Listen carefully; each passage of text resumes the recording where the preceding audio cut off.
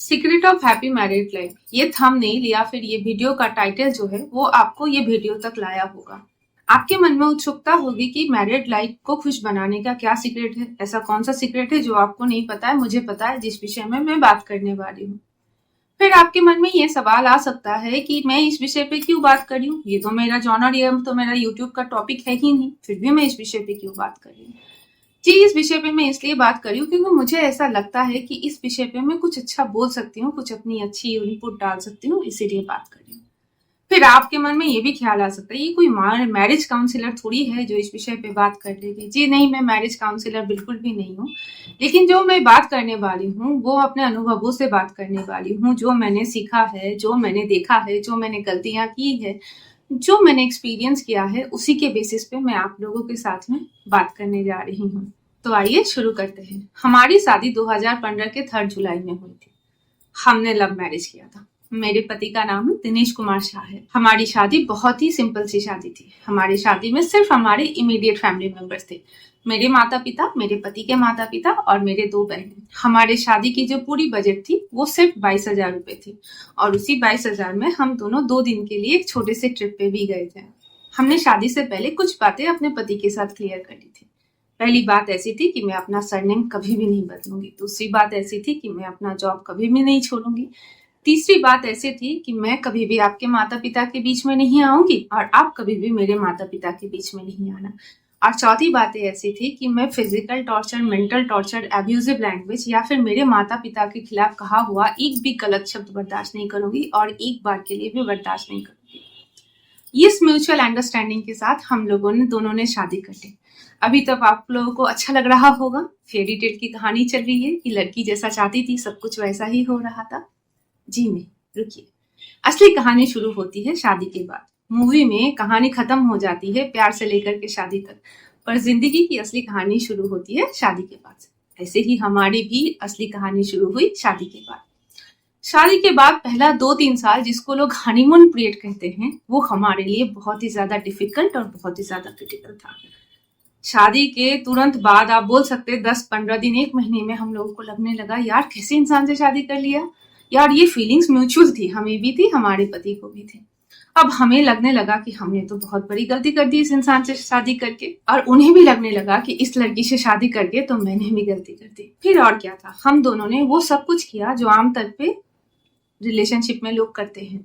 हम लोगों ने ब्लेम क्लेम खेला, एक दूसरे के साथ झगड़ा किए, लड़ाई किए, उल्टे सीधे बात की, इंटेंशनली एक दूसरे को हर्ट किया, एक दूसरे के बारे में गलत सोचे, एक दूसरे के बारे में गलत बोले, बहुत कुछ किया हम लोगों ने। एक शब्द में बताएं तो हम दोनों एक दूसरे को हर्ट करने का एक भी मौका नहीं छोड़ते थे। मानो हम दोनों के बीच में कोई कंपटीशन चल रहा हो, सामने वाला 1 बोला तो मुझे 2 बोलना है, सामने वाला 2 बोला तो मुझे 4 बोलना है। पर इन सब बातों में, इन सब लड़ाई झगड़े में 2 बातें अच्छी थी। फिर भी हम लोग क्या कर रहे थे ना, कि हम लोग एक दूसरे को संभालने की और खुद भी संभलने की कोशिश कर रहे थे। और दूसरी अच्छी बात ये थी कि हम दोनों का अनप्लान्ड माता पिता बनना। अच्छा, वो अनप्लान्ड माता पिता बनना अच्छा था, वो मैं आज के सिनेरियोस में बता रही हूँ, लेकिन वो जो समय था ना, वो बहुत ही डिफिकल्ट था और बहुत ही कठिन था हम दोनों के लिए। और ऐसे ही लड़ते झगड़ते झगड़ते 3 साल बीत गए, और फिर चीजें थोड़ी थोड़ी ठीक होने लगी। और इतना तो ठीक हो गया कि आज मैं बैठ करके इस विषय में आप लोगों के साथ में बात कर सकती हूँ। अब सवाल ये आता है कि चीजें इतनी बिगड़ी कैसे, और इतनी बिगड़ करके फिर सही कैसे हो गई, ऐसा हमको लग सकता है। तो चलिए सबसे पहले बात करते हैं कि चीजें इतनी बिगड़ी कैसे। सबसे पहला और सबसे बड़ा रीजन ये था ना कि हम दोनों को शादी से पहले लगता था कि हम दोनों अकेले अकेले रहते हैं, हम दोनों शादी कर लेंगे तो दोनों का पैसा एक हो जाएगा, और इससे हमारी जो लाइफ है वो ज्यादा अच्छी हो जाएगी, एक लग्जरियस लाइफ हम दोनों जी पाएंगे। लेकिन हमें उस समय पे शादी के बाद आने वाली रिस्पॉन्सिबिलिटीज के बारे में पता नहीं था, शादी के बाद आने वाली अचानक से होने वाली खर्चों के बारे में नहीं पता था। पर जब हमने शादी किया तब हमें ऐसा लगने लगा, अरे हम को तो लगता था दोनों इकट्ठे हो जाएंगे तो हमारी फाइनेंशियल चीजें ठीक हो जाएंगी, हमारी जिंदगी में थोड़ी सी लग्जरी आ जाएंगी। लेकिन चीजें तो यहाँ पे और भी खराब हो रही है पैसे के मामले में। तो हम दोनों ने किया एक गलती, ये तुम्हारा पैसा, ये हमारा पैसा। हम दोनों एक घर में एक छत के नीचे 2 अलग अलग राह पे चल पड़े, तुम्हारा और मेरा शुरू कर दिया। ये हमारी सबसे पहली गलती थी। हम दोनों की दूसरी सबसे बड़ी गलती ये थी कि हमारे बीच में कम्युनिकेशन गैप था। कम्युनिकेशन गैप था, पर हम लोग लड़ते थे, झगड़ते थे, लेकिन हम लोग एक दूसरे से कभी भी बात नहीं करते थे। अगर बात करने बैठ भी जाते ना तो सिर्फ एक दूसरे की गलती दिखाते थे। देखो तुमने ऐसा किया तो उसका रिएक्शन ऐसा था, तुमने ऐसा किया तो उसका रिएक्शन ऐसा था। पर हम लोग कभी भी एक दूसरे को समझने के लिए बात नहीं करते थे, एक दूसरे को समझाने के लिए बातें करते। और जब घर में आप समझने के लिए नहीं सिर्फ समझाने के लिए बात करो ना तो वो घर कभी भी टिक ही नहीं सकता। और इसके साथ साथ क्या हो रहा था पता है, हम लोग ना एक दूसरे से तो बात नहीं कर रहे थे पर दूसरों से बात कर रहे थे। अपने माता पिता को कर रहे थे, अपने दोस्तों से बात कर रहे थे, सबसे बात कर रहे थे, लेकिन एक दूसरे से नहीं। अगर मैं शॉर्टकट में छोटे शब्दों में बताऊं तो उस समय पे हमें इस दुनिया में हर एक इंसान पे भरोसा था, सिर्फ एक दूसरे पे भरोसा नहीं था। हम दोनों रिलेशनशिप में आने से पहले बहुत अच्छे दोस्त थे, बहुत खुल के बात करते थे, बहुत खुल के मुस्कुराते थे, एक दूसरे को सपोर्ट करते थे। लेकिन जब हम दोनों ने शादी की ना, सबसे पहले हम लोगों ने अपनी वो दोस्ती ही तोड़ ली। हम लोग सपोर्ट करना छोड़ दिए, बात करना छोड़ दिए, एक दूसरे के लिए खड़ा होना छोड़ दिए। तो हमने हमारी जो दोस्ती थी दोनों तरफ से वो टूट गई। और ऐसे में क्या था, एक के बाद एक गलतियां होनी थी, एक के बाद एक बड़ी गलतियां हो रही थी। जब हम लड़के झगड़ के जब हम थक गए ना, तब हम दोनों चुप रहने लगे। तब हम दोनों सोचने लगे कि अरे ये तो अंडरस्टूड है, सामने वाले बंदे को तो ऑटोमेटिकली समझ जाना चाहिए। वो भी ऐसा सोचने लगे, इस ये भी बोलने की बात है क्या, ये तो खुद ही समझ जाएगी। लेकिन ऐसा नहीं होता है, आपको मुंह खुल के बोलना पड़ता है। एक माँ भी अपने बच्चे की मन के बात को पूरी तरीके से नहीं समझ सकती। और ये मैं अपने एक्सपीरियंस से बात कर रही हूँ। मेरा बेटा 7.5 साल का है, मैं दूसरी बार माँ बनने जा रही हूँ, लेकिन फिर भी मैं अपने बच्चे के मन की बात को नहीं समझती हूँ। मैं उससे पूछती हूँ कि आपको क्या हुआ है, आप मुझे बताइए। लेकिन जब जब मैंने देखा है, ज्यादा दिमाग लगाया है कि हाँ मैं तो माँ हूँ, उसके मन की बात समझती हूँ, तब तक मैं बहुत बड़ी गलती कर डालती हूँ और उसके लिए गलत हो जाता है वो चीज। तो मैं मानती हूँ कि माँ भी अपने बच्चे के मन के हर एक बात को नहीं समझ पाती। तो यहाँ पे तो हम दोनों पति पत्नी थे, दो अलग कल्चर, दो अलग बैकग्राउंड से आए हुए थे, तो कैसे समझते एक दूसरे को। तो ये था हम लोगों का एक और बात कि हम लोग चुप रहने लगे थे। गलतियों का पिटारा जब खुल ही रहा है तो उसमें एक गलती ऐसी थी कि हम दोनों का रिएक्शन जो था ना वो इंस्टेंट था। शांति नाम के शब्द से हम दोनों का कोई लेना देना नहीं था। कोई भी चीज सामने आए, ऐसा क्यों, ऐसा क्यों, ऐसा क्यों, हम लोगों को चीजें मतलब फटाक से चाहिए था कि ये सॉल्व हो जाए, और फटाक से चाहिए था कि इस पे हम लोग काम कर ले। तो इंस्टेंट रिएक्शन जो होता है ना वो बहुत गलत होता है, और हम दोनों का ही जो रिएक्शन था वो बहुत ही ज्यादा इंस्टेंट था। अब आपको डर लग रहा होगा ना कि यार कितनी भयानक भयानक गलतियां कर रहे थे, तो पर फिर आपके मन में सवाल भी आ रहा होगा, इतनी भयानक गलतियां करके फिर चीजें अच्छी कैसी हो गई, ठीक कैसे हो गई कि ज्ञान देने बैठ गई है आज कि शादीशुदा जिंदगी का सीक्रेट कैसे। चलिए अब इस विषय में बात करते हैं। तो सबसे पहली बात तो यही है कि समय जो है ना वो बहुत बलवान होता है। समय कुछ चीजों में समय लगाता है लेकिन चीजें को ठीक कर देता है। हमारी जितनी भी प्रॉब्लम थी, हम लोग जितने भी लड़ाई झगड़ा कर रहे थे ना, उस लड़ाई झगड़े में सिर्फ खराब बात नहीं थी, उसमें एक अच्छी बात थी। पता है क्या, उसमें अच्छी बात ये थी कि हम दोनों की असलियत एक दूसरे के सामने में खुल के आ रही थी।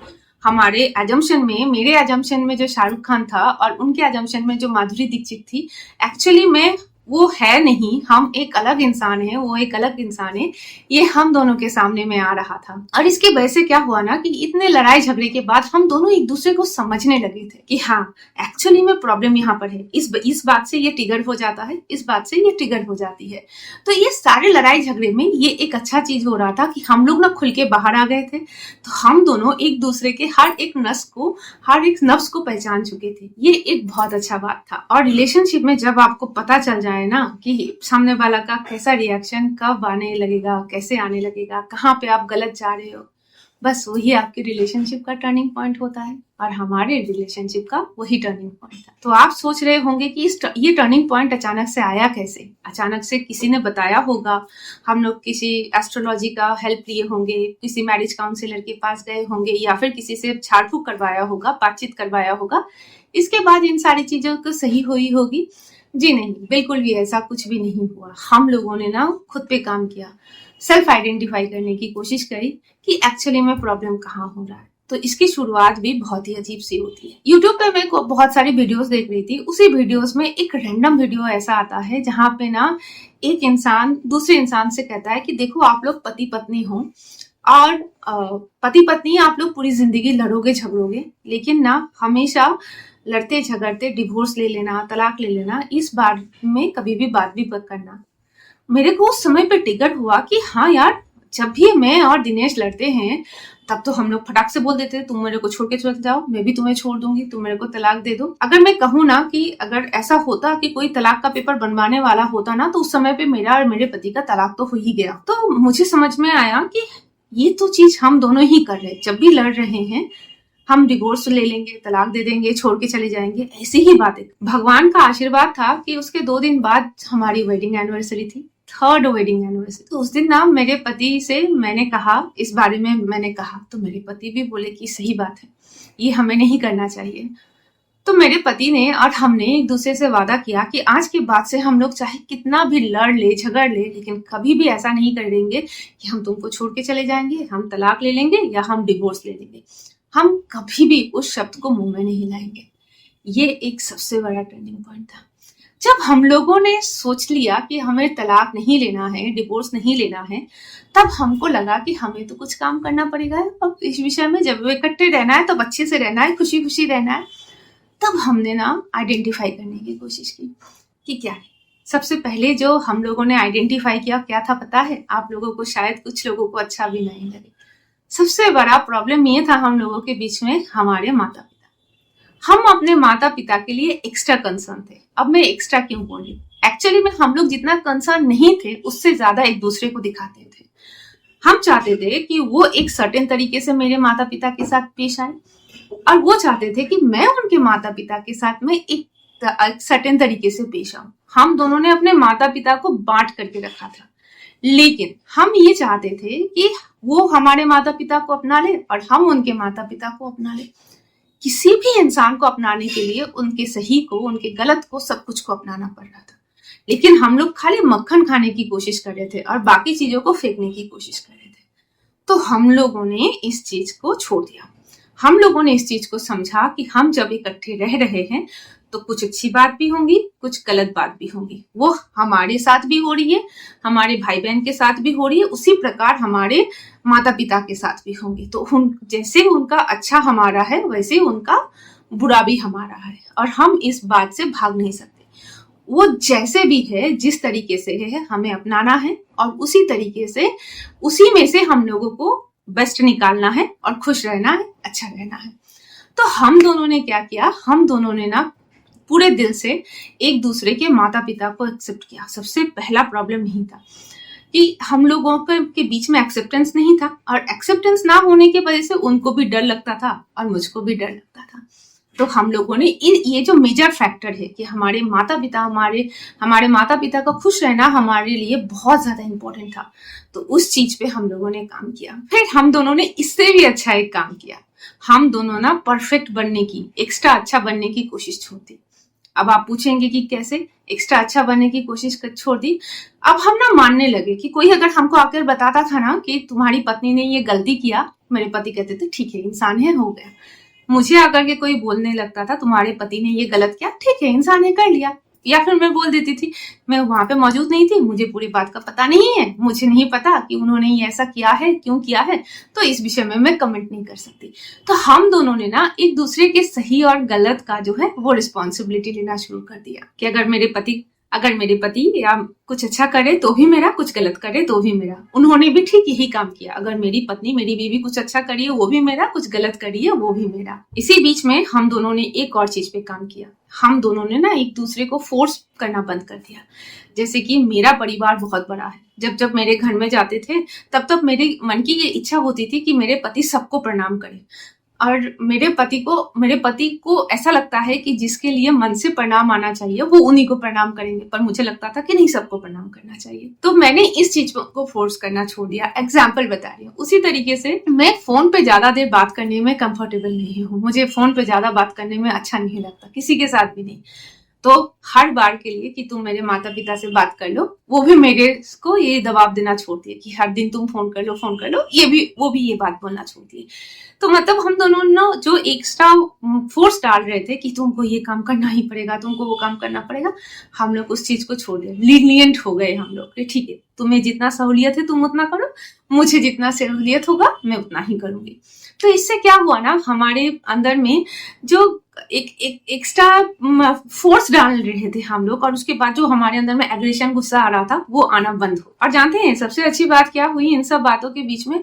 हम ना जो एक दूसरे से बात नहीं करते थे और दूसरों से जाकर के एक दूसरे के बारे में बात करते थे, वो बात करना बंद कर दिया। हम दोनों एक दूसरे से बात करने लगे, एक दूसरे को समझने के लिए, वो भी ऐसा नहीं सिर्फ समझाने के लिए नहीं, सिर्फ समझने के लिए एक दूसरे से बातचीत करने लगे। हमारे जो कम्युनिकेशन जो गैप था ना, उसको हम लोगों ने रिड्यूस किया। हम दोनों ने एक दूसरे के साथ घंटों घंटों घंटों बात किया, हर एक टॉपिक पे बात किया। ऑफिस की बात की, काम की बात की, घर की बात की, चावल लाने की बात की, आटा गेहूं सब कुछ लाने की बात की। कोई भी टॉपिक पे हम लोग बात करना नहीं छोड़े, हर टॉपिक पे हम लोग बात करने लगे। तो ऐसे हम दोनों एक दूसरे को समझने लगे और भी अच्छे तरीके से। फिर उसके बीच में आया लॉकडाउन। लॉकडाउन का समय ऐसा था जब हम दोनों ने एक दूसरे को बहुत अच्छे तरीके से देखा। मेरे पति ने देखा, अरे मेरी पत्नी तो कितना मेहनत करती है, दिन से रात तक इसके पास में काम ही काम होता है। मैं भी देखने लगी, अरे मेरे पति तो कितना ज्यादा बिजी रहते हैं, वो भी तो सारा का काम ऐसे करते हैं। तो जब हम लोगों ने एकदम एक दूसरे को करीब से देखा ना लॉकडाउन के समय पे, तो हमको लगा कि यार इसके बाद तो ये रिएक्शन तो बनता ही था, इसके बाद तो ऐसा बोलना तो बनता ही था। तो हम लोगों ना एक दूसरे के गलती या फिर चिल्लाने के पीछे, लड़ने के पीछे का कारण समझने लगे कि अच्छा ये अगर ऐसा बात बोली है या फिर बोले हैं तो इसके पीछे में ये वजह है। तो हम लोग ना बातों को दिल पे लेना छोड़ दिए। ये एक बहुत अच्छा काम किया हम लोगों ने। ये लॉकडाउन ने हमारे लिए बहुत ज्यादा फेवर का काम किया। अब हम दोनों एक दूसरे के रिस्पेक्ट करने लगे थे, हम दोनों एक दूसरे को प्यार करने लगे थे। हमारे 3rd एनिवर्सरी पे हमारा खोया हुआ प्यार हमको मिल गया था। जिस सोच के साथ हम दोनों ने एक दूसरे के साथ शादी की थी ना, वो सारी सोच सही होने लगी थी, सारी बातें अब सही होने लगी थी। और ये सब क्यों हुआ पता है? ये सब कुछ हुआ मेरे पति के बड़प्पन की वजह से, हमारी एक गलती की वजह से, जिसमें मेरा कंट्रीब्यूशन थोड़ा ज्यादा था।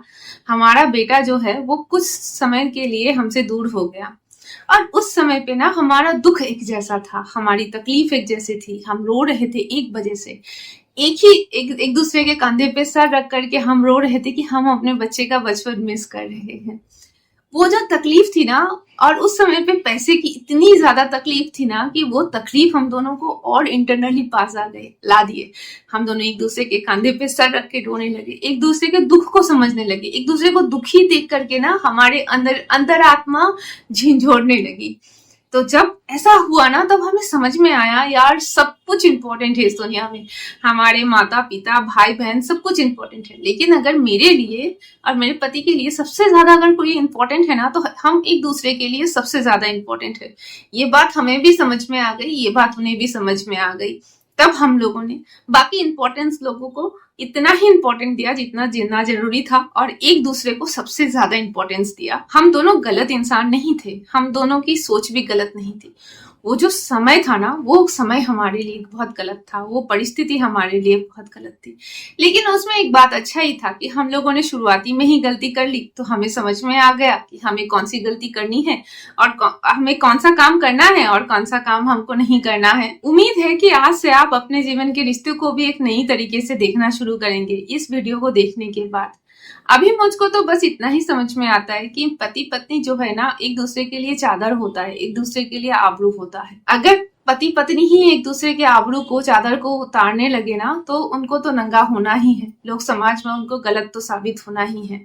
तो इसीलिए पति पत्नी एक दूसरे के चादर बनने का काम करे, वही अच्छा है। और सबसे बड़ी बात क्या है ना, कि लोग आपको समझते नहीं है, वो आपको गलत समझाने की कोशिश करते हैं। जब आप इस तरीके के सिचुएशन में पड़ते, वो पॉइंट करने लगते कि आप यहाँ पे गलत हो, आप यहाँ पे गलत हो। गलत है इसीलिए तो चीजें गलत हो रही है, हमें ये बताओ हम क्या कर सकते हैं कि चीजें सही हो जाए। तो इससे क्या होता है ना, कि आप और गहरी से गहरी कुएं में गिरते जाते हो, और आपको समझ में भी नहीं आता कि एक्चुअली में गलत आप कहाँ थे, कहाँ जा रहे थे। सच कहे तो हमारे ऊपर में ईश्वर की असीम कृपा है। ये हमारे अंदर का शायद प्यार था जो सोया हुआ था, जो हम दोनों को बांध के रखा। हमारे माता पिता का आशीर्वाद था, जो हम लोग इकट्ठे जुड़े रहे और इकट्ठे साथ में रहे। नहीं तो जिस लेवल पे चीजें खराब होने लगी थी, वहां पे उम्मीदों की गुंजाइश तो कम ही बच जाती है। लेकिन बात वहीं पे है, जब आप अपनी गलती को समझने लगो और उस पर सुधार करने लगो, तो चीजें फिर सही भी होने लगती है। तो चीजें सही भी होने लगी। इस साल हम लोग अपनी शादी के 9वीं सालगिरह को मना रहे हैं। आप लोगों का आशीर्वाद चाहूंगी कि हम लोग जन्मों जन्मों तक ऐसे ही साथ रहे। कोई अंतिम शब्द नहीं है इस वीडियो के बारे में, बस धन्यवाद।